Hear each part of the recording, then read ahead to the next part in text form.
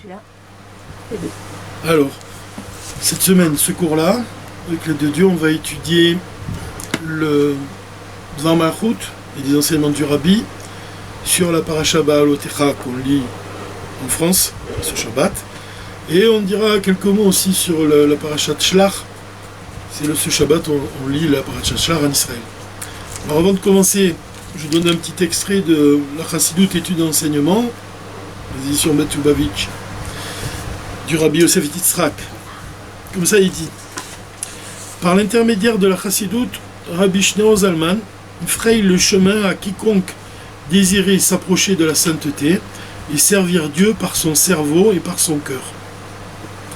Se mettre effectivement à son service en le craignant dans tous les actes de ce service et dans l'accomplissement des commandements, en adoptant un comportement positif envers les autres. Tout ceci peut être obtenu en percevant la divinité par la chair physique de son cerveau. Là, le point qui est intéressant ici, entre autres, c'est quand il dit que quiconque désire s'approcher de la sainteté et servir Dieu par son cerveau et par son cœur. C'est ça, Chabad. Le cerveau et le cœur. Lors d'une réunion qui regroupa quelques-uns des premiers chassidim, à l'occasion de la célébration de la bar mitzvah de Rabbi Dovber, le fils de Rabbi Shneur Zalman, la venue du Mashiach et la résurrection des morts furent évoquées. L'un des grands chassidim affirma alors que le Rabbi faisait revivre les morts, expliquant qu'un mort est froid, sans réaction. En effet, le mouvement et le sentiment sont des marques de vitalité. Or, poursuivit ce chassid, le cerveau est effectivement froid et sans réaction. Il compare, il dit que le Rabbi fait revivre les morts, parce il va donner au caractère du cerveau qui est froid, il va lui donner à vivre. Il va lui donner de la chaleur. En conséquence, lorsqu'il comprend la divinité et s'en émeut, le cerveau, y a-t-il pas en cela la résurrection d'un mort? Tu vois, il dit que le Rabbi fait revivre les morts parce qu'il nous donne à comprendre les choses, mais avec une vitalité nouvelle. Il va insuffler une vitalité nouvelle. Alors que l'intellect, d'abord, au départ, il est froid, là, c'est différent. La Chassidoute introduit lumière et clarté en toutes choses. Elle souligne que toute créature, qu'elle soit végétale ou minérale, animale ou humaine, doit être considérée à travers la parole de Dieu. Ça, c'est beau. Tu vas regarder chaque chose, même le minéral, à travers la parole de Dieu. Comme dans le Tanya, on te dit que le Harizal, il explique que même dans une pierre inanimée, il y a une âme de vie, il y a une âme de vie qui coule à l'intérieur de la pierre et qui la porte à l'existence et qui la maintient en vie. Donc voir dans chaque chose la parole de Dieu. Ce qu'il dit ici, chaque créature doit être considérée à travers la parole de Dieu qui l'anime, la conduit à l'existence, la fait vivre et se perpétuer. Le second soir de la fête de Sukkot, et c'est là le point qui nous concerne à nous, puisqu'il est lié avec le Dvar Malchut, donc de cette paracha qu'on va étudier, Ba'alotecha, avec Bezrat Hashem. Le second soir de la fête de Sukkot, en 5660, c'était en 1899, pendant le repas de la fête, mon père, le Rabbi, dit, le Rabbi Rachab, il dit comme ça: 100 ans se sont écoulés depuis le saint échange qu'il y eut une fois entre Rabbi Shneur Zalman et Rabbi Dovber à propos de l'effort de la prière. Il ramène un saint échange qui est entre une discussion entre le père et le fils, entre le Mourazaken et son fils, au sujet de la prière, au sujet de l'effort qu'on doit investir dans la prière. En effet, le Tzemar Tzedek raconta à mon père, c'est-à-dire à mon grand-père, le Rabbi Maharash, c'est le fils du Tzemar Tzedek, et c'est le père, donc le Rabbi Maharash c'est le père du Rabbi Rachab, donc c'est le grand-père de Rabbi Yosef Yitzhak, le Rabbi Rayatz. Donc il rapporte qu'au cours du repas du second soir de la fête de Sukkot, en 5560, en 1799, Rabbi Shneur Zalman demanda à Rabbi Dovber: quel fut le thème de ta méditation pendant la prière de Rosh Hashanah? À quoi tu as pensé? À quoi tu as médité pendant la prière de Rosh Hashanah? Il lui répondit: j'ai médité à la phrase « toute haute stature se prosterne devant toi ». Ça, c'est dans le rituel des prières du Shabbat et des fêtes. Toute haute stature se prosterne devant toi, devant Dieu. Alors Rabbi Dovber, il dit: j'ai réfléchi à la soumission du stade premier de la création devant la divinité. C'est quoi le stade premier de la création devant la divinité? C'est la pensée de Dieu, c'est Adam Kadmon. C'est-à-dire c'est quand le monde il est créé au départ dans la pensée de Dieu, et ensuite il va être porté à l'existence. Et il a pensé comment cette pensée de Dieu, elle s'annule devant Dieu. Comment elle est rien en comparaison à lui. J'ai réfléchi à la soumission du stade premier de la création, Adam Kadmon, devant la divinité. Puis Rabbi Dovber demanda à son tour, et toi, quelle fut ta propre méditation? Donc le fils demande à son père, Admorazaken, à quoi tu as pensé? Et le rabbi lui répondit, moi j'ai prié avec mon pupitre, standard, sur lequel on pose le sidour, j'ai médité au fait que la matière physique fut créée par l'essence de Dieu. J'ai médité au fait que la matière physique fut créée par l'essence de Dieu.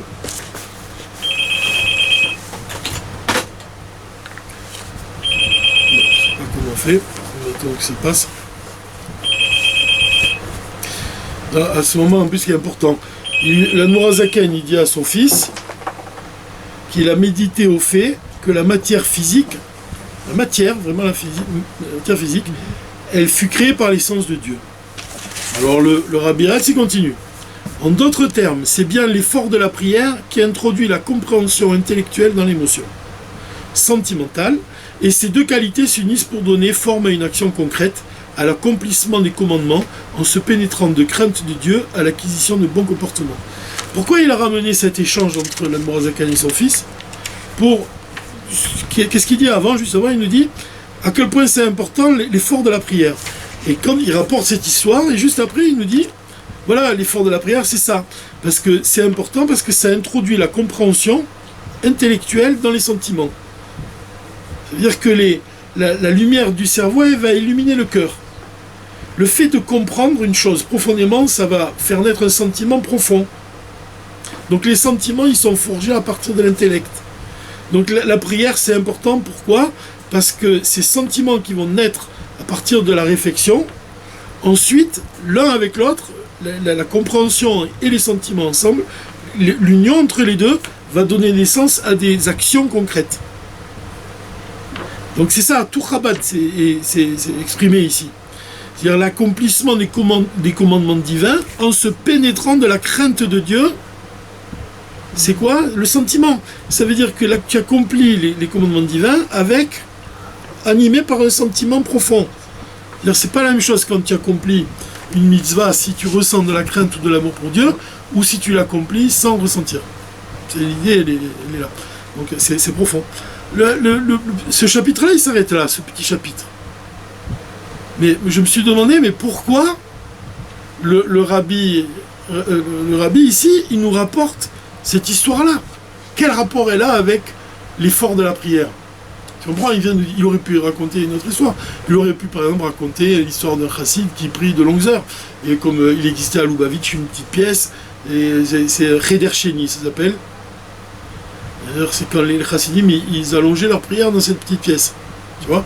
Donc c'est un endroit vraiment qui exprime vraiment l'attitude d'un chassid. Le service divin d'un chassid, il est beaucoup basé sur la tefila. Donc l'effort de la prière, c'est quelque chose qui existe bien. En quoi de rapporter une histoire sur l'Admorazaken qui vient nous dire, qui dit à son fils, j'ai médité au fait que l'essence divine, elle est à l'origine de la création de la matière physique, de la matière de ce monde. Quel est le rapport entre les deux? Alors on peut peut-être donner cette réponse. Parce qu'il s'arrête là. On peut dire ainsi. Rashi nous apprend que la majorité des commandements divins, la majorité des mitzvot, ils sont accomplis au moyen de la matière. La majorité des commandements, on les accomplit avec la matière de ce monde, avec des objets matériels. Et donc depuis le don de la Torah, le rabbi il explique tout le temps, il revient tout le temps là-dessus. Depuis le don de la Torah, il n'y a plus de séparation entre le ciel et la terre. Ça veut dire quoi? Ça veut dire que on peut attirer la Kedusha, la sainteté, dans un objet matériel. Et c'est ça la mission de chaque juif, c'est de sanctifier ce monde matériel. C'est-à-dire d'utiliser la matière de ce monde, et comme on a dit, la majorité des commandements divins, ils sont accomplis au moyen de la matière. Donc, en accomplissant les commandements divins, qu'est-ce qu'on fait? On introduit la sainteté dans des objets matériels. Alors c'est peut-être ça l'idée ici qui est donnée. La conclusion du Rabbi Rayatz, c'est qu'on doit accomplir les commandements divins en étant animé par la crainte et l'amour de Dieu. Et qu'est-ce que ça vient nous apporter, cet enseignement de l'Admor HaZaken? Ça vient nous dire en plus que la matière elle-même, elle est créée par l'essence divine. Ça veut dire que quand on accomplit une mitzvah, on doit réfléchir au fait que la matière qu'on emploie pour cette mitzvah, elle provient de l'essence divine. Donc si on médite à ça pendant notre prière, même si on médite ça tout au long de la journée, si on médite au fait que toute la matière physique de ce monde, elle provient de l'essence divine, alors on va accomplir vraiment les commandements divins tels que le Rabbi Rayatz nous demande de les accomplir ici. C'est-à-dire en étant animé par la crainte et par l'amour de Dieu. Donc voir ce rapport-là qui existe entre la matière inanimée et l'essence divine. Pourquoi c'est important? Pourquoi on le ramène ici, cette idée-là? C'est parce que, comme on va voir ici dans le Dvar Malchut, sur la paracha Be'alotecha, le Rabbi il va expliquer ce sujet-là. Il va expliquer le sujet de faire une demeure pour Dieu, faire de ce monde matériel une demeure pour Dieu, mais surtout le point, c'est qu'il va nous apprendre une chose, il va nous dire que c'est en élevant les plus bas niveaux de ce monde qu'on peut élever tout l'édifice tout entier. C'est ça qu'on va voir. Alors, par quel moyen il nous apprendre, il va introduire cet enseignement? C'est par un enseignement de la Gemara. Il commence par nous dire que combien il y a de livres de la Torah? Il y en a 5. Il y a Bereshit, le livre de Bereshit, puis vient le livre de Shemot, ensuite vient Vaikra, ensuite vient maintenant le livre dans lequel on se trouve, c'est Bamidbar, puis vient le livre des Devarim. Seulement les sages de la Gemara, ils disent que des fois on découpe différemment, on ne découpe pas en 5 mais en 7. Pourquoi? Parce que les sages ils viennent expliquer que dans la paracha Be'alotecha, justement, dans cette paracha-là, il y a un court extrait de cette paracha, c'est la 6e montée. Qu'est-ce qu'il dit? C'est quelque chose de connu, c'est Vaïnsoa Aaron. C'est-à-dire qu'il y a un tout petit passage, la 6e montée de la paracha Be'alotecha, là j'approche, au tout début de la 6e montée, c'est entouré par 2 nouns, à Foucha. On dessine même les 2 nouns dans la paracha. C'est intéressant, c'est vraiment mystérieux, ces 2 nouns.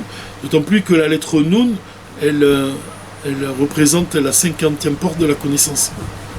Donc, qu'est-ce qu'il y a écrit littéralement, le début de la 6e montée?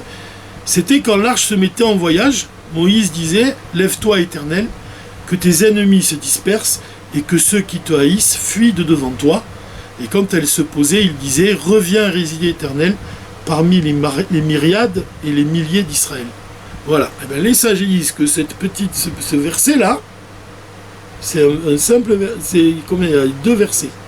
Ces 2 versets-là, ils constituent à eux seuls un livre. Un seul livre. Ça veut dire que ce livre-là, on va diviser différemment la Torah.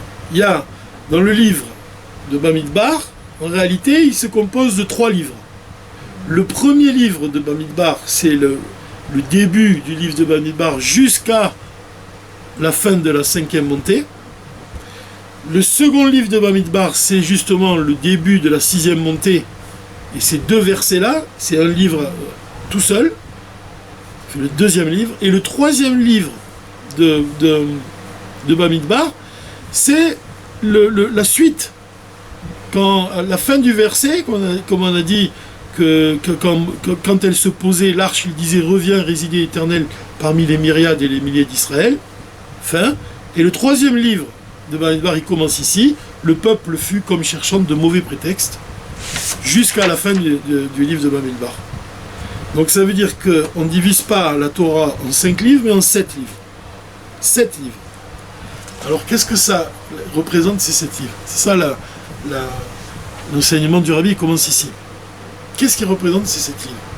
La deuxième question qui est posée par le Rabbi, c'est le 7e livre, le 3e livre de Bamidbar, il commence par quelque chose de négatif. Comment il commence? Il commence par dire « Le peuple fut comme cherchant de mauvais prétextes ». C'est quelque chose de négatif. Alors le Rashi il vient nous dire que quand il est écrit le peuple, ça signifie les Réchaïm, les méchants. Ça parle des Réchaïm.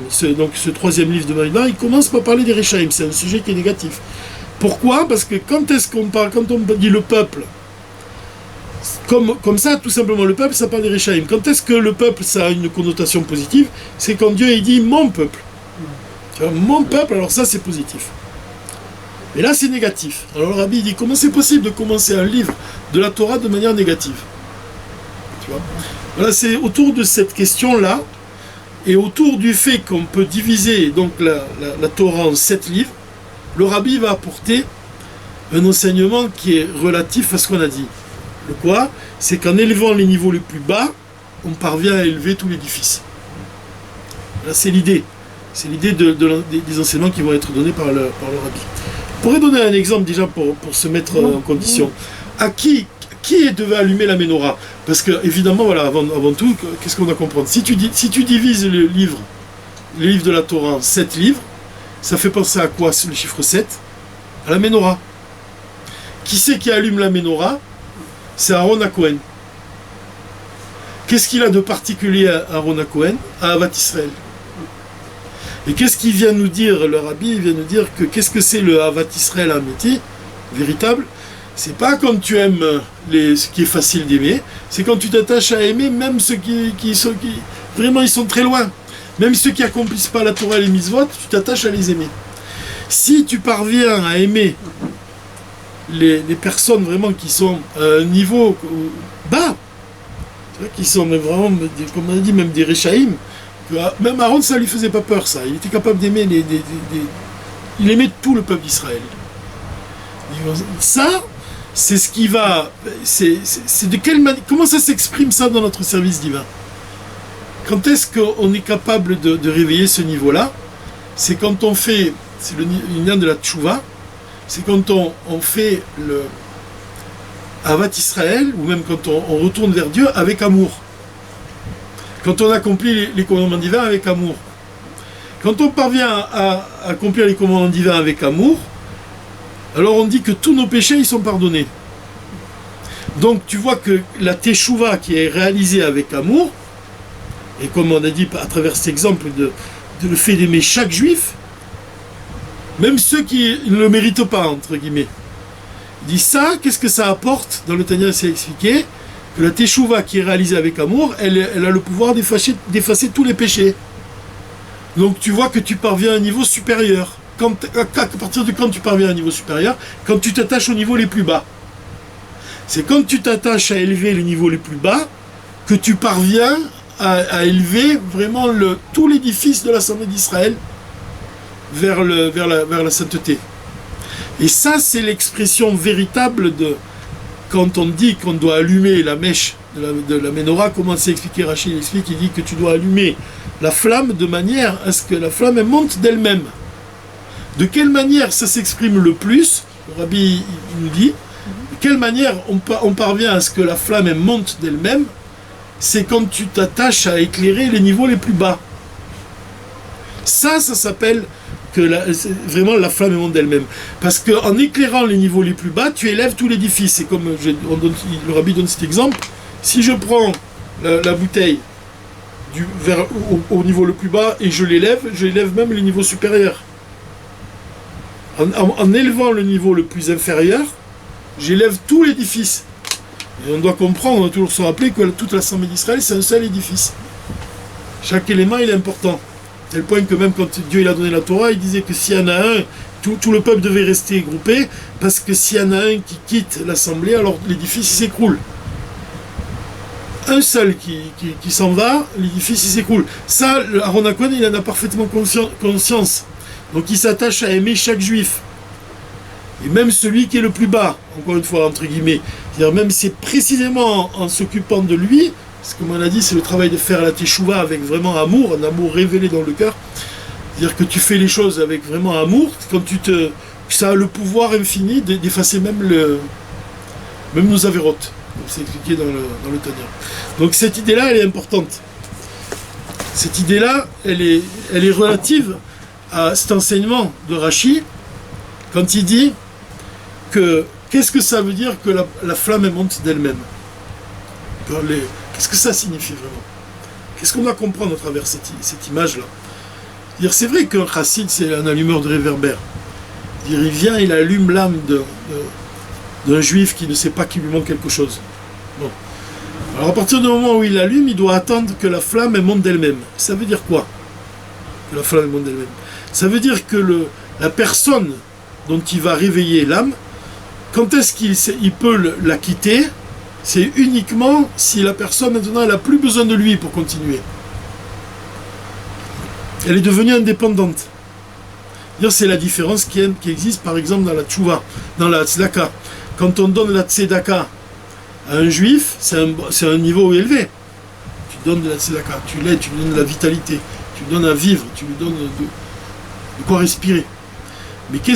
Mais c'est pas ça, la flamme monte d'elle-même. Parce qu'il a encore besoin de toi, il a toujours besoin. Mais si le plus haut niveau de la tzedaka, c'est quand tu lui donnes les moyens de se suffire à lui-même. Donc ça, c'est quand la flamme monte d'elle-même. Donc de quelle manière la flamme peut monter d'elle-même dans les sujets divins? C'est dans la Torah, par exemple. C'est comment? Quand est-ce que tu vois que la flamme monte d'elle-même? C'est par exemple quand il y a un homme, il étudie la Torah, et que tellement il étudie la Torah il va graver la parole de Dieu dans son cœur. Ça veut dire que la parole de Dieu, elle est maintenant en lui-même. C'est comme une flamme qui monte d'elle-même, elle existe. L'exemple qu'il donne le rabbi, c'est l'exemple du Rav et du Talmud. Un Rav, il enseigne à son élève. C'est quand que le Rav, il est vraiment victorieux? Quand est-ce qu'il accomplit vraiment quelque chose de grand? C'est quand son élève, il a plus besoin de lui-même. Il est capable même de faire un chidouche dans la Torah, de donner un enseignement qui est nouveau. Pourquoi? Parce qu'il a reçu de son Rav. Mais même s'il reçoit de son Rav, ou même s'il reçoit de Dieu, ou même s'il reçoit de l'extérieur, même s'il reçoit de l'éducation qu'il reçoit, s'il est par exemple à l'école, quand est-ce que la flamme monte vraiment d'elle-même? C'est quand il devient lui-même indépendant, quand lui-même il parvient à se fixer des heures d'études, à étudier. Donc ça, c'est une flamme qui monte d'elle-même. De la même façon, dans l'accomplissement des mitzvot. Et ça, ils ont dit que quand on fait la prière, par exemple, qu'on arrive à Modim, qu'on doit se courber devant Dieu, quand on dit Modim de Rabbanan. Le corps, déjà, il commence à se baisser de par lui-même. Il est tellement habitué à se baisser, à s'incliner devant Dieu, qu'il n'a plus besoin de recevoir d'ordre du cerveau pour ça. Donc le rabbi il vient nous dire qu'on doit accomplir les commandements divins de cette façon-là. C'est-à-dire que ça devient une seconde nature. Mais pas non plus au point de faire les choses machinalement, sans aucune kavana, tu vois, c'est ça, il met bien la différence. Bien sûr que ton corps, même quand tu t'inclines devant Dieu au moment de la Hamida, même si tu as le réflexe de t'incliner, tu dois malgré tout garder toujours l'intention de te dire je suis en train de m'incliner, je m'incline devant le maître du monde. C'est pas que je fais les choses machinalement sans réfléchir, pas du tout. Mais on doit parvenir à ce que l'habitude devienne une seconde nature. Alors le rabbi vient nous dire ici, il vient nous dire bon, c'est bien quand l'habitude elle devient, quand ça finit par devenir une seconde nature. C'est bien, mais ça prouve quoi? Ça prouve que la chose elle fait pas partie réellement de toi, puisque tu es obligé de t'habituer à la chose. Donc, on doit travailler sur nous-mêmes au point d'habituer notre corps et notre âme à servir Dieu, à accomplir les commandements divins. C'est le premier travail. Mais le rabbi vient nous dire on doit dévoiler encore un niveau encore plus profond. On doit dévoiler la différence entre le Benoni et le Tzadik. Le Benoni, il va par exemple fuir le mal, il va soumettre son âme animale, il va l'empêcher de dominer le corps, l'empêcher de dominer ses pensées, ses paroles et ses actes. Donc il va repousser toute son incitation à assouvir des plaisirs comme ça grossiers et matériels. Il va lutter contre son âme animale pour la dominer, pour la vaincre. Le rabbi vient nous dire aussi qu'il y a un niveau plus élevé, c'est quand le corps lui-même, il est déjà, comme on a dit, la matière physique, elle est créée par l'essence divine. Donc le corps lui-même, il est divin. Donc tu vois, c'est une opposition. D'un côté, tu dis que le corps, il faut l'habituer à accomplir la volonté de Dieu. Ça veut dire que si tu dois l'habituer, c'est que il n'est pas vraiment comme ça de par son essence. Et de l'autre côté, tu dis qu'il faut parvenir au niveau où on révèle qu'en réalité, son essence, elle est divine. Donc en fait, le rabbi ici, il vient de dire qu'il y a deux façons de travailler. Dire la première, c'est quand tu attires des forces qui sont superficielles malgré tout. C'est le niveau de la partie de l'âme qui s'habille dans le corps. C'est quand tu te sers de ton intellect pour lutter contre le mauvais penchant. Quand tu raisonnes avec ton intellect, tu penses, que tu réfléchis, tu pèses chaque chose, tu dis tiens, c'est pas valable que j'agisse comme ça, il vaut mieux agir dans la Kedusha, il vaut mieux... C'est pas la peine que je me plaigne ou que je soupire, comme il dit le rabbi. Une action vaut mieux que 1000 plaintes, que 1000 soupirs. Ça veut dire quoi? Ça veut dire que tu te raisonnes, tu te forces à penser bien. C'est le premier niveau. Donc ça, c'est la partie de l'âme qui s'habille dans le corps. C'est tes forces qui sont, des forces qui sont malgré tout limitées. Et tu dois travailler avec ces forces-là pour t'habituer à ce que l'habitude va devenir ta seconde nature. Comme un Benoni qui lutte sans arrêt. L'idéal, ça serait qu'on devienne des Bénonim. Pourquoi? Parce que si on parvenait vraiment à lutter sans cesse, comme le Benoni, on commettrait jamais, on gagnerait les vêtements de notre âme. On gagnerait tout le temps nos pensées, nos paroles et nos actes dans la Kedusha. Mais on ne touche pas à l'essence. L'essence, elle reste là. Malgré tout, l'essence de l'âme animale, elle est toujours là. Et on n'est pas parvenu à la transformer. Ça, c'est le premier niveau. Le second niveau, c'est quand on parvient à transformer l'essence même de l'âme animale. C'est-à-dire que quand on parvient à la transformer réellement, alors à ce moment-là, le corps, il devient divin. Que tu n'as plus besoin de le transformer, et tu as révélé ce qu'il était lui-même. Dans son essence. Comme on a dit, la matière physique, elle est créée par Dieu.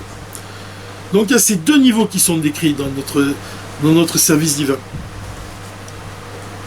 Donc la flamme qui monte d'elle-même, comment il dit Rashi? Il nous dit que c'est écrit qu'elle monte, la Shonalia. C'est-à-dire que le rabbi vient nous dire ici, qu'est-ce que ça veut dire que la flamme elle monte dans ton service divin? Ça ne veut pas dire que mes efforts ils sont plus intenses. J'ai l'habitude d'étudier 2 heures, j'ai étudié 3 heures. C'est vrai qu'il faut ajouter en quantité. Mais le rabbi vient de dire que la véritable élévation, c'est pas seulement dans la quantité, dans l'intensité. C'est dans la manière d'agir. C'est-à-dire que quand la flamme monte d'elle-même, dans mon service divin, ça veut dire que je dois être capable de changer mes habitudes aussi. De m'aventurer, à l'image de Gershon Ben Aminadav qui se jette à la mer, de m'aventurer dans des actions que je n'ai pas l'habitude d'accomplir, qui sont nouvelles pour moi. D'innover dans mon service divin. On dit que Moshe Rabbeinu, s'il avait prié une fois de plus, une tefila de plus, il serait rentré en Israël. Le rabbi vient nous dire, c'est pas dans la quantité. Dieu n'attendait pas la quantité. Une façon de plus, c'est la 101e fois dont il est question dans le Tanya. C'est vrai que c'est quand tu changes tes habitudes. Il y a un très beau chidouche là-dessus. On dit que le Morazakan, il dit dans le Tanya, il suffit que si une personne qui étudie 100 fois, elle doit étudier une 101e fois. C'est-à-dire que parce que cette 101e fois, elle est plus élevée que les 100 premières. Donc le fait de... Ça veut dire quoi? Ça veut dire c'est ce qu'il dit ici, l'alia, le fait que la flamme monte, ça représente l'idée, ça exprime l'idée que tu changes totalement ta façon de faire, tes habitudes. Tu les remets en question. Comme un joueur d'échecs. Un coup dans les échecs, c'est le roc, petit roc ou le grand roc. C'est quoi comme coup? C'est que tout d'un coup, tu transfigures le jeu.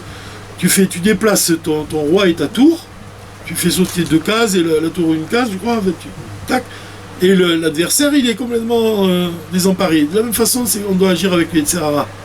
C'est-à-dire que lui, il est habitué à ce que tu joues d'une certaine façon, le Tserara, et d'un seul coup, les Khatria Ribert, hop, au-dessus de l'obstacle, tu transfigures totalement le jeu, ta stratégie. Alors là, tu le déroutes. C'est exactement ça. C'est-à-dire, la 101e fois, elle est plus importante que les 100 premières.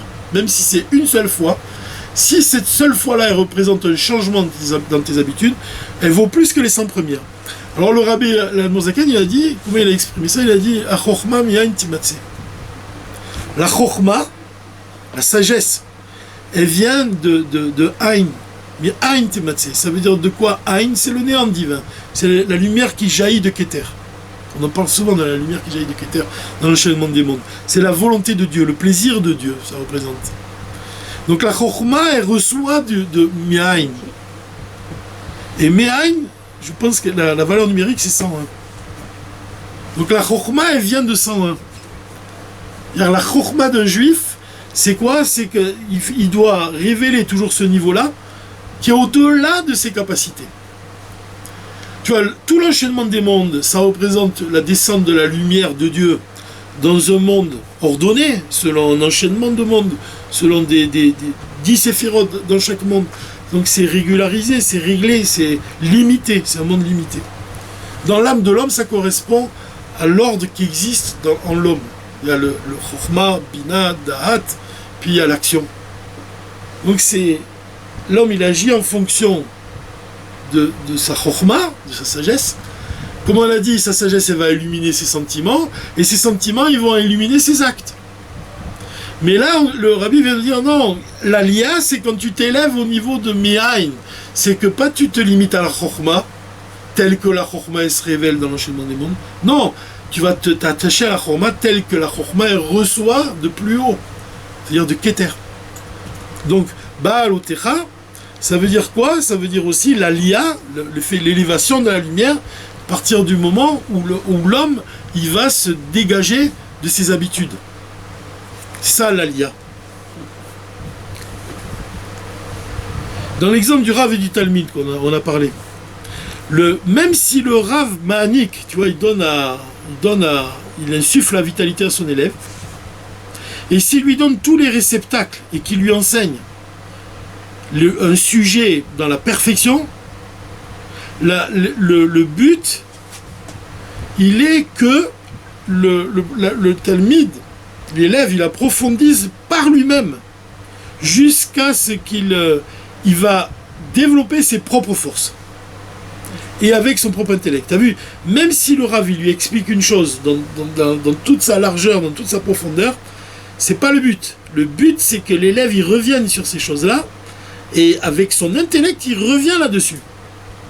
Tu vois, il prend pas les choses comme ça de front, il les retient, non, sans faire un travail personnel. Il faut qu'il apporte son travail à lui. De manière générale, c'est aussi ce qui s'est passé au moment de Matan Torah. Dieu, il a donné la Torah, donc Dieu, il est comparé à un Rav, et l'Assemblée d'Israël qui reçoit la Torah, c'est le Talmud, c'est l'élève. Israël, c'est le Talmud, il reçoit du Rav, donc c'est de Dieu. Tzrichim la mol bekochot atzmam, elles doivent maintenant se développer leur force personnelle. Et ils doivent les chadesh betorah, toujours le Rabbi revient là-dessus, de faire un chidouche. Ils reçoivent de Dieu la Torah, mais ils ne doivent pas s'arrêter là, ils doivent faire un chidouche sur la Torah. Et même le fait que les sages, Dieu il nous donne la Torah, mais qui c'est qui tranche la loi? Ce sont les rabbanim, c'est le peuple d'Israël qui tranche. On ne demande pas à Dieu, et maintenant qu'est-ce qu'on fait? Là j'ai un cas, voilà, cet homme il demande s'il peut se faire sa bar mitzvah maintenant, alors il n'a pas 13 ans. On ne demande pas à Dieu tout ça. Dieu il nous a donné les moyens de revenir sur ce qu'il a dit et de trancher par nous-mêmes. Donc ça te prouve que l'élève, il est comparé ici à la flamme qui monte d'elle-même. C'est-à-dire que quand il reçoit la Torah, Dieu, c'est comme il allume la mèche, mais la flamme, la mèche, elle est déjà là. Dieu, il nous a déjà donné la Torah. Maintenant, quand est-ce que la flamme monte d'elle-même? À partir du moment où le Talmud, l'élève, il va revenir sur ce qu'il a reçu et il va vraiment se développer ses propres forces.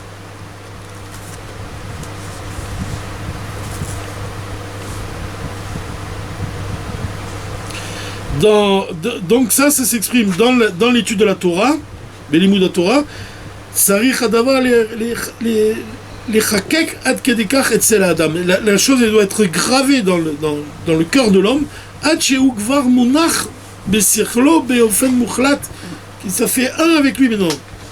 Ve'enot sarich elamed shuv, il n'a plus besoin de revenir là-dessus, de l'étudier. Il sait la chose. Ça c'est la flamme qui monte d'elle-même. De la même façon dans l'accomplissement des mitzvot. L'homme il s'habitue tellement dans les mitzvot que la chose, elle se fait même d'elle-même, comme une flamme qui monte d'elle-même. Comme on a dit l'exemple de la Gemara, quand un homme il arrive à la bracha de Modim, alors c'est le moment où il doit se prosterner, le gouffre déjà il se prosterne de lui-même, à cause de son habitude. C'est-à-dire que la chose, elle est tellement habituelle, elle est tellement simple et évidente aux yeux du corps, qu'il le fait de lui-même.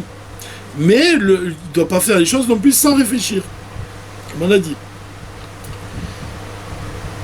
Donc ça, tous ces sujets-là, ils viennent nous expliquer que qu'est-ce que ça veut dire, quel est le but. Le but, c'est que Dieu, il nous a donné la Torah, et il nous a donné les commandements divins, et que nous, on doit allumer notre Neshama. C'est quoi alors là, on peut aller directement dans le livre du Tanya, et de voir le dernier chapitre du livre du Tanya, c'est l'exemple de Hinouka. Qu'est-ce qu'il est dit là-bas? Le rabbi, il explique. Il dit, comme ça, il pose une question. Il nous dit, pourquoi on a besoin d'accomplir les commandements divins, puisque c'est la sagesse de Dieu, elle est exprimée dans la Torah. Pourquoi on doit accomplir des commandements divins? Pourquoi l'étude de la Torah ne suffit pas? Alors le rabbi va expliquer, l'Admorazaken, il va expliquer que la Shrina, la présence divine, quand est-ce qu'elle repose sur un juif? C'est à partir du moment où il accomplit des commandements divins. Il accomplit les mitzvot. Il donne l'exemple, il dit que une mèche, elle trempe dans de l'huile d'olive, et on va allumer la mèche. Donc, qu'est-ce qui permet à la mèche de brûler, d'accrocher, que le feu s'accroche à la mèche? C'est l'huile. Et c'est dans l'exemple, c'est quoi? L'huile, ça représente quoi dans nos vies, dans notre service divin? L'huile, ça représente les mitzvot.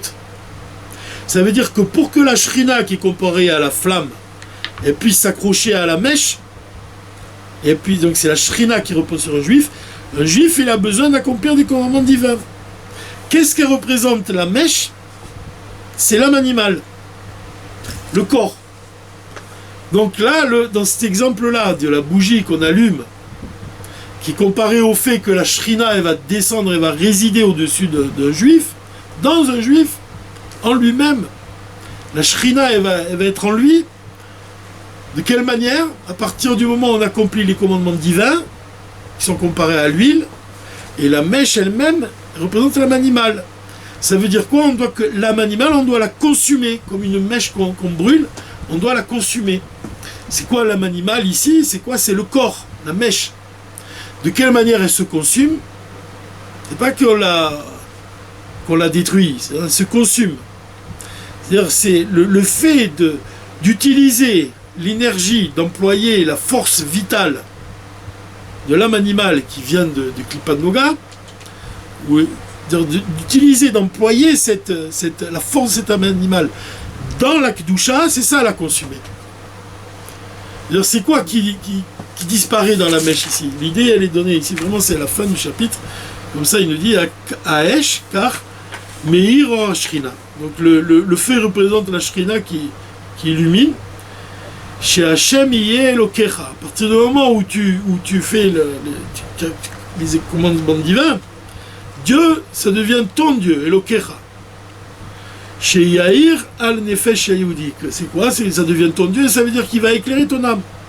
Arizé Dafka Al Yede chez Ouesh Ochla. C'est pour ça qu'on dit que Dieu, c'est un feu dévorant. Esh serait fait, un feu qui brûle, ou Machle et Taptila, il consume la mèche.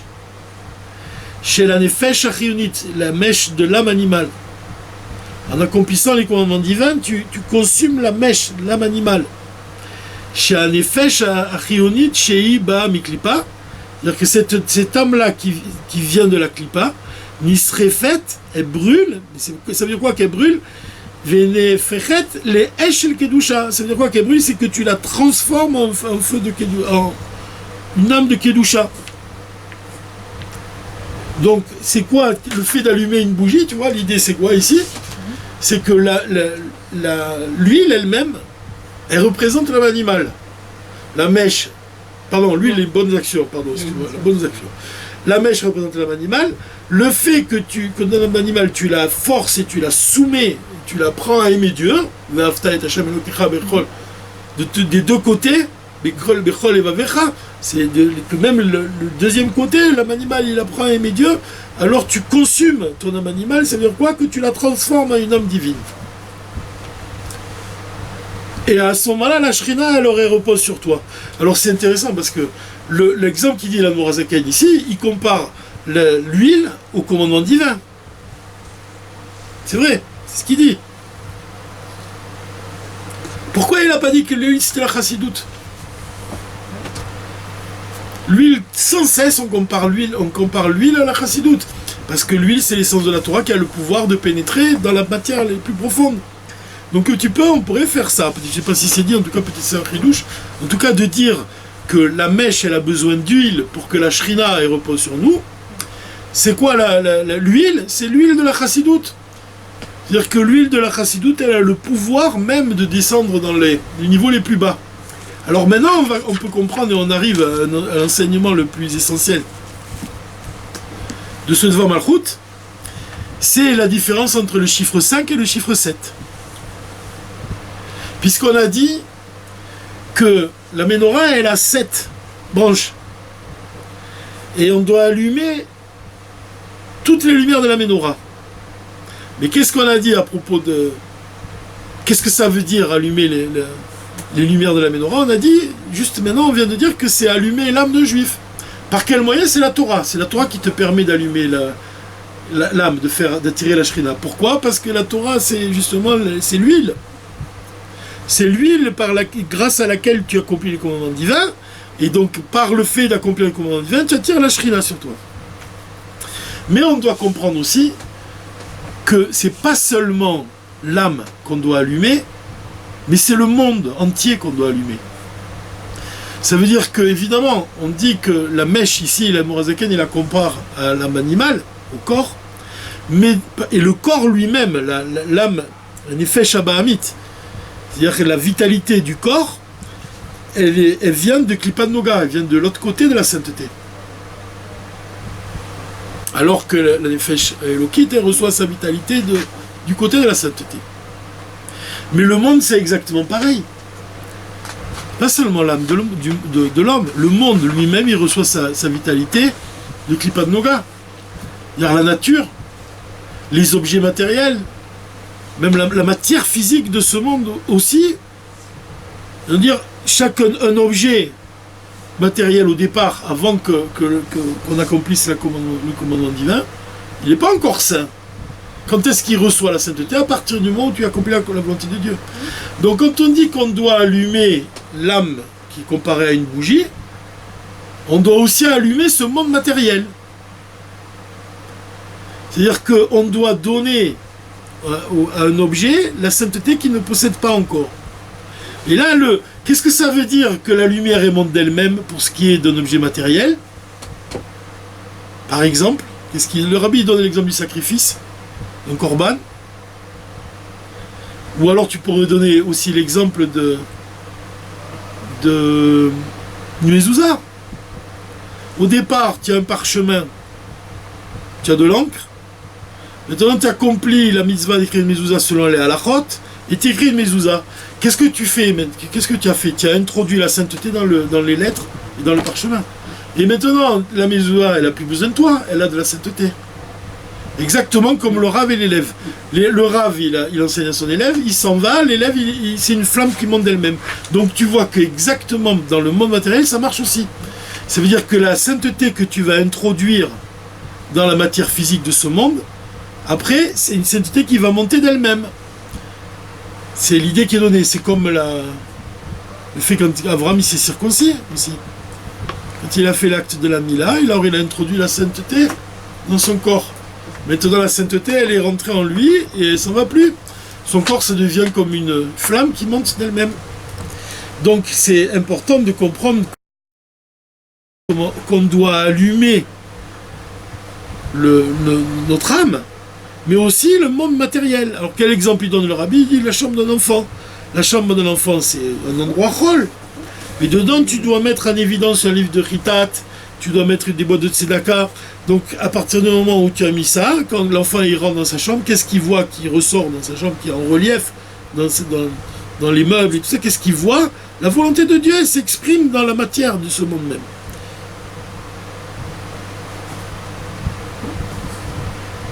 C'est ça, nos efforts, ils doivent être portés là-dessus.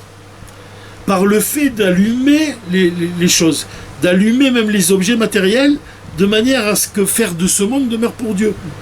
C'est-à-dire, cette idée-là, elle est au centre même de la mission de chaque juif. Comme il dit, c'est quoi le travail d'un juif? Al-Yehudi, il doit allumer son âme. C'est quoi, comment elle est décrite son âme? Ner avaye nishmat adam. L'âme de l'homme, c'est une bougie de Dieu. Imagine, Dieu il s'éclaire avec l'âme de l'homme. Beor à Torah, c'est quoi? Ner mitzvah et Torah or. Comment tu allumes l'âme d'un juif? C'est par la lumière de la Torah. Et donc c'est par cette lumière-là que tu vas même faire descendre dans ce monde matériel, que tu vas faire que le monde lui-même, tu vas l'allumer, et il va lui-même, c'est comme une flamme qui monte d'elle-même. Maintenant, de quelle manière ça s'exprime le plus, cette flamme qui monte d'elle-même? C'est quand tu t'attaches à illuminer les niveaux les plus bas. Ça, le point qui est donné ici. C'est précisément, comme on le voit même dans la matière physique, c'est le niveau le plus bas, le niveau inanimé. Tu vois bien. Tu prends le parchemin de Sefer Torah, c'est fait avec la peau d'un animal, l'encre avec des végétaux. Mais malgré tout, tu as vu ces niveaux-là, qui sont les niveaux les plus bas, quand tu les emploies à accomplir la volonté de Dieu, finalement tu obtiens, tu arrives à écrire un Sefer Torah, que c'est un objet de sainteté. Donc tu vois que le point ici le plus important, c'est celui-là. C'est quand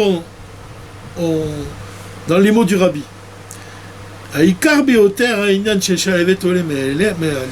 quand est-ce qu'on voit le plus que la flamme s'élève d'elle-même?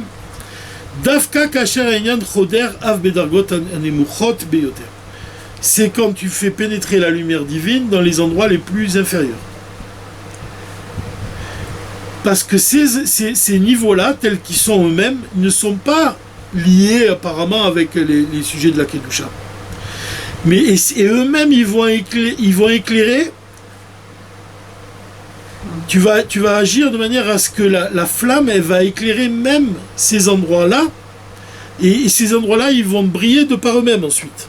C'est ces endroits-là qui n'ont pas l'air liés avec la Kedusha. Tu pourrais donner l'exemple même d'un juif qui a l'air très loin. Il est très loin. Mais si tu parviens à l'allumer, et qu'ensuite il va devenir indépendant, il va briller par lui-même, cette lumière-là, elle est encore plus forte. Parce que justement, ça vient d'un niveau qui était très bas au départ. Tu vois l'idée? C'est-à-dire, la lumière qui vient de l'obscurité, elle est plus forte que la lumière du soleil.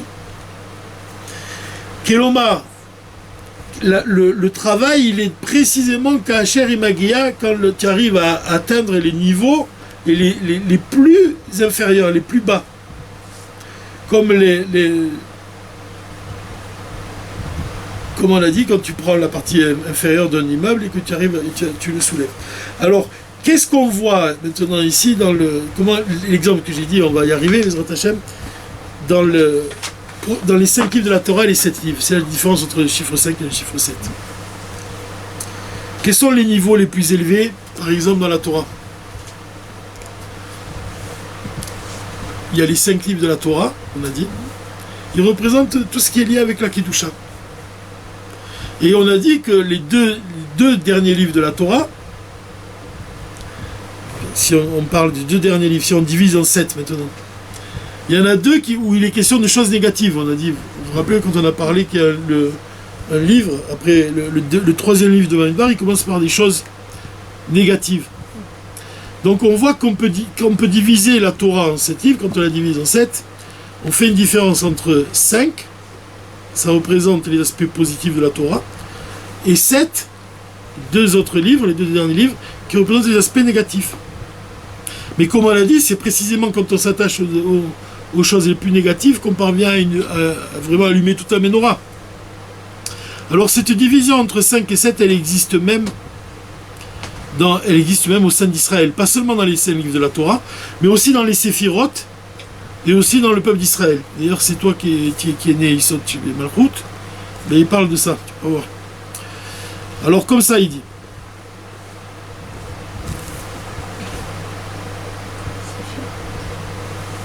Aaron HaKohen, c'est lui qui allume les 7 flammes, les 7 lumières de la menorah. Donc il va, comme on a dit, 7, ça comprend les niveaux les plus inférieurs. Ça s'exprime par le fait que, pourquoi Aaron? Parce qu'il aime chaque juif. Et il les rapproche il rapproche tous les juifs de la Torah. Même ceux qui se trouvent à un endroit bas, inférieur, même ceux qui sont très loin de la Torah.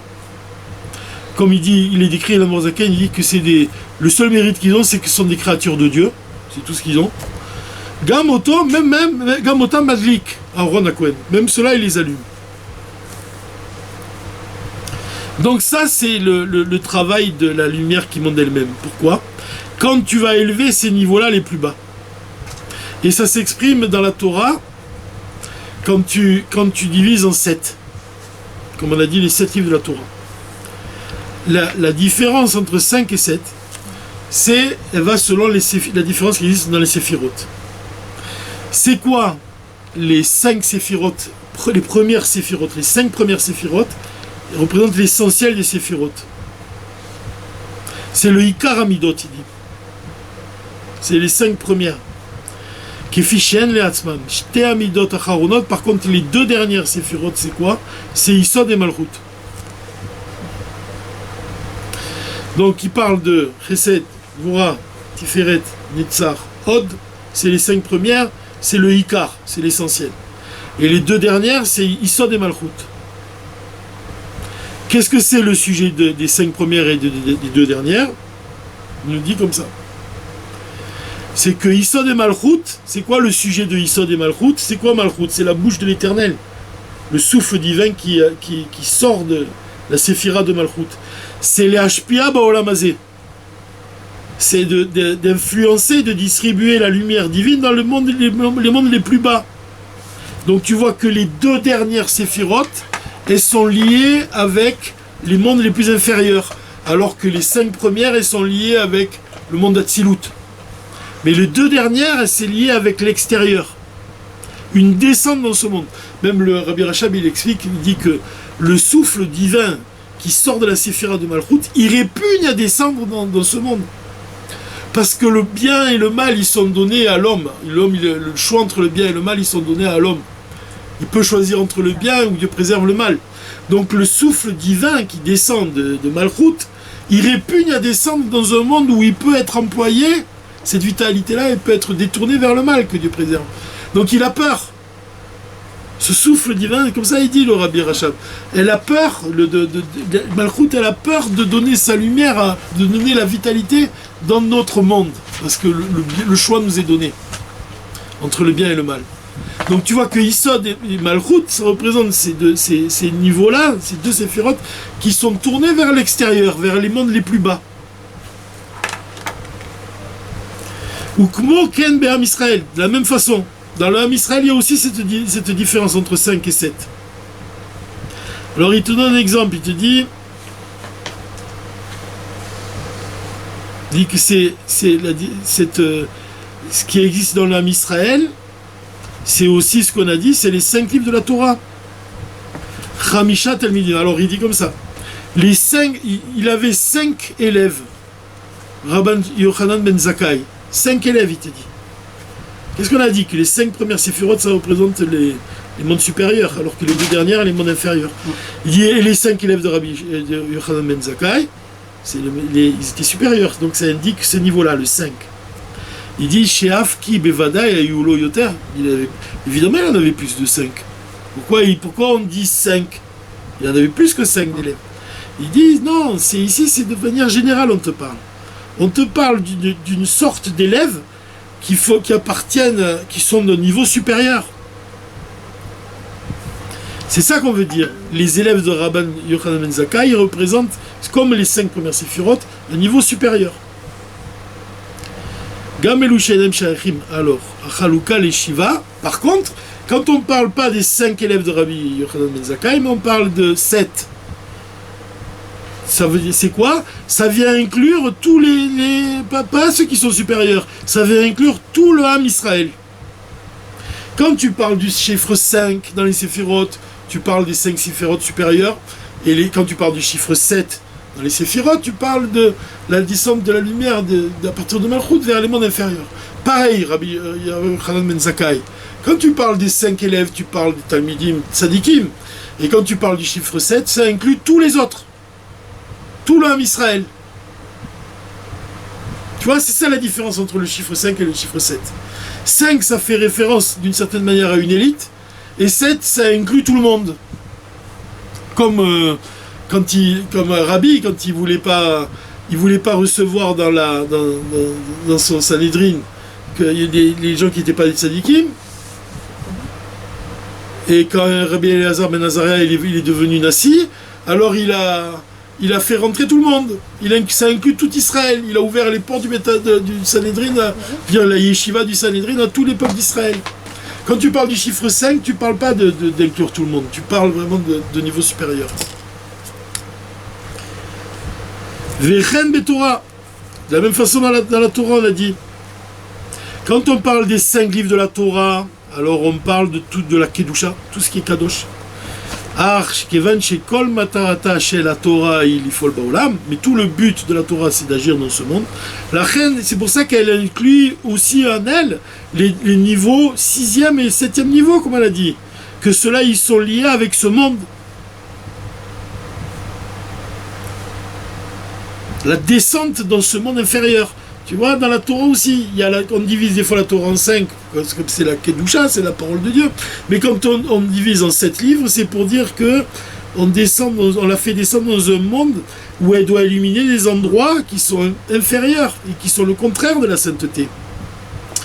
Et là, chez Ka'amour, Adraba, à Shalevet, quand est-ce qu'on maintenant on peut comprendre que ça veut dire que la fin du monde elle-même?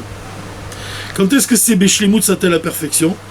Dafka Kacher Gama Tarton Beyoter Mitale, c'est quand on arrive à élever le niveau le plus bas. C'est pour ça qu'on comprend pourquoi le 6e livre de la Torah, il commence par un sujet qui est négatif, comme on l'a dit, il parle des Rishaïm. Dafka Inyan Aïroud, c'est précisément le sujet de la descente vers les niveaux négatifs et inférieurs.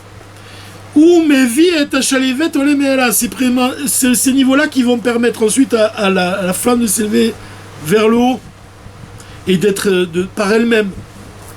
Betachlit Hashibut, de manière parfaite, par le travail de la tchouva. Parce que la shlemut, la perfection de la tchouva, c'est la tchouva mi'ahava. C'est quand on fait tchouva avec amour. Et que nos péchés, ils sont transformés en mérite. Ve'azai magia adam ledargan ha'alit kazo. Que l'homme, il arrive à un niveau tel que même ce niveau-là où il arrive, même les tzadikim ne peuvent pas se tenir. Et c'est pour ça qu'il est dit, quand le 6e livre, on dit qu'il commence pas négativement, parce qu'il dit « Vayehi ha'am kemit onenim ». Le peuple fut comme cherchant de mauvais prétextes. Alors le rabbi vient nous dire qu'il a écrit « kemit onenim », comme cherchant. Ça veut dire que c'est kafadimion, c'est pas réellement des Rishaïm. Il y a un rapport avec le Tanya. Comment on dit Ke Racha, comme il dit, même si tout le monde te dit tu es un tzaddik, tu seras à tes yeux comme un Racha. C'est que derrière ce qui paraît négatif, en réalité c'est pour la tchouva que ça a été amené. C'est parce que le rabbi vient nous dire que même quelque chose qui est négatif ici dans la Torah, ça vient exprimer que si tu parviens à élever ce niveau-là qui est négatif, la flamme elle va monter d'elle-même, tu vas élever les plus hauts niveaux. Je sais pas si c'est compréhensible quand même, mais parce que c'est vraiment profond, quoi. C'est pour élever, comment on parvient à élever les niveaux vraiment de manière à ce que la flamme monte d'elle-même, c'est quand on s'attache aux niveaux les plus obscurs de ce monde. Comme on dit même que la 5e bougie de Hanouka, elle ne peut jamais tomber le jour du Shabbat, parce que le jour du Shabbat, il a pas besoin de lumière déjà. Alors que la 5e bougie, il y a une lumière le Shabbat déjà, il n'a pas besoin de lumière. Mais la 5e bougie, elle va éclairer les endroits les plus obscurs.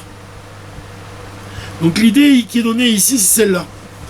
C'est de dire que on fait une demeure pour Dieu en introduisant la sainteté dans un monde matériel, de la même façon que l'âme divine elle va s'introduire dans un corps et sa mission c'est de transformer ce corps et de le soumettre à la volonté de Dieu.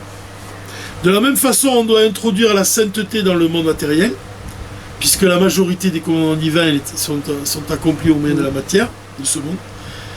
Et c'est précisément parce qu'on va introduire cette lumière divine dans les niveaux les plus bas que le monde il va être telle une lumière qui s'élève de par elle-même. De là, le rabbi vient nous dire que donc la différence entre le chiffre 5 et le chiffre 7, puisque le chiffre 5, il représente les 5 livres de la Torah, mais le but, tout ce qu'on a dit jusqu'à présent, c'est quoi? On a dit que la paracha Baal Otecha, elle vient faire la division dans cet ordre-là, et en fait, elle vient diviser le livre de Bamidbar en 3, donc ça fait que la Torah, elle est aussi divisée en 7. Donc, quand on dit que la Torah, elle est divisée en 5, on parle des niveaux supérieurs. Dans les séphirotes, c'est les 5 premières séphirotes. Quand on parle que du niveau du 7, quand on partage la Torah, les livres de la Torah en 7 livres, alors on parle des 2 dernières séphirotes, celles qui sont tournées vers l'obscurité de ce monde, puisque ce monde, il est vraiment obscur. Donc le souffle de Dieu qui descend dans ce monde pour transformer ces niveaux-là, les plus inférieurs, et les élever. C'est précisément en s'attachant à ces niveaux les plus inférieurs que tout ce monde-là, il va s'élever. Alors cette division entre les chiffres 5 et 7, il existe dans les séphirotes, il existe dans les livres de la Torah, et aussi dans le peuple d'Israël. Quand on parle du chiffre 5, on parle des tzadikim, on parle des 5 élèves de Rabban Yonatan Ben Zakkai, donc on parle d'une élite en quelque sorte. Mais quand on parle du chiffre 7 en ce qui concerne l'âme Israël, le peuple d'Israël, alors on parle de tout le peuple d'Israël, pas seulement ceux qui sont élevés. Donc le chiffre 7, il vient nous enseigner qu'on doit s'évertuer sans relâche à élever les niveaux les plus bas. Parce que c'est en prenant le monde par le bas qu'on va élever les niveaux les plus bas, qu'on va l'élever vraiment tout l'édifice de l'Assemblée d'Israël et qu'on parvient vraiment à faire de ce monde une demeure pour Dieu.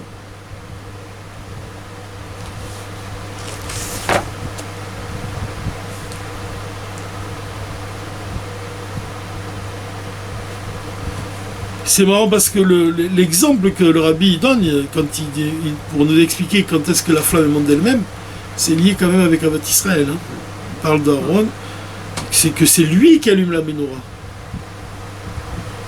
Puisque la menorah c'est 7. C'est Aaron qui parle. Quand il allume la menorah, tu vois, il te dit le chiffre 7, il inclut tout le clan Israël.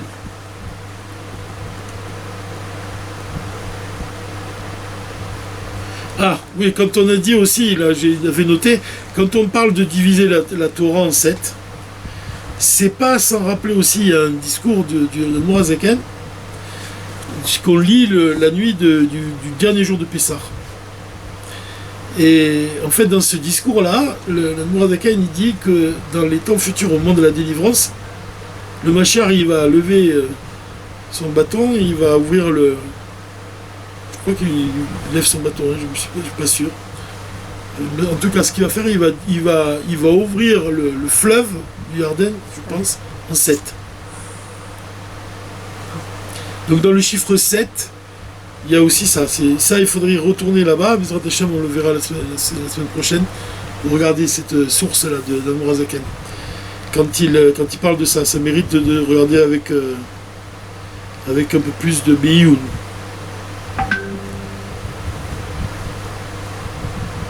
Ensuite, le point peut-être aussi qu'on peut ajouter, quand le rabbi cite ici un dernier point, il nous dit, puisque c'est la parashat Shlach aussi, il nous dit que la mission, quand il a envoyé les Shuchim, Moshe Rabbeinu, il y a quelque chose de négatif dans cette paracha. Hein, et en réalité, le rabbi vient nous dire que la Haftara qui correspond à la parashat Shlach, c'est celle où on parle des Shuchim qu'il a envoyés au Shoah. Et eux, c'était pour conquérir la terre d'Israël. Et eux, par contre, c'est pas du tout négatif dans cette Haftara, c'est que du positif. Mais le rabbi, il vient nous dire que pourquoi c'est positif. C'est grâce aux Shuchim que Moshe il a envoyé. Pour nous dire que ce qui nous apparaît comme quelque chose de négatif, En réalité, c'est ça qui va permettre à ce que ensuite la chiroute elle monte d'elle-même, en ce qui concerne Yeshua. Donc ce point-là, tu vois, tout ce qui nous paraît comme négatif, c'est ce qui détient le plus de force pour élever l'édifice. Élever l'édifice, c'est vraiment provoquer la Géoula.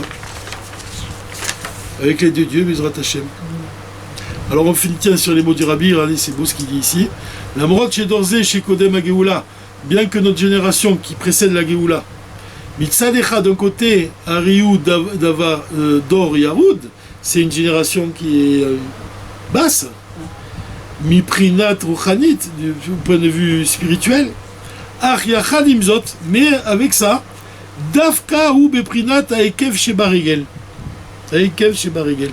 Précisément comme elle est à ce niveau-là du talon qui est dans le pied, à Magbia et Kolagouf, c'est le talon qui soulève tout le corps. Magbia Gamken, Gam et Koladorot chez les Fanav, elle supporte même toutes les générations qui la précèdent. Beprinat Shalevet Olem et Alea, au niveau de la flamme qui monte d'elle-même. Donc c'est le talent qui permet au gouffre de monter de lui-même. Umevil et Geoula, Amitit Vashlema, et c'est ce qui apportera la délivrance. Bezrat Hashem, avec Kev chez Barigel. T'as vu ce point-là?